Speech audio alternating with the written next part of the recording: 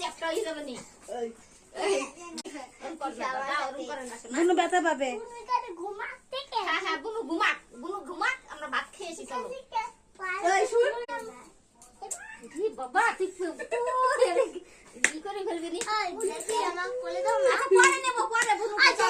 আমার কোলে দাও না কেন আমার বুনুকে দেবো না, বুনুকে দেবো না, বুনুকে দেবো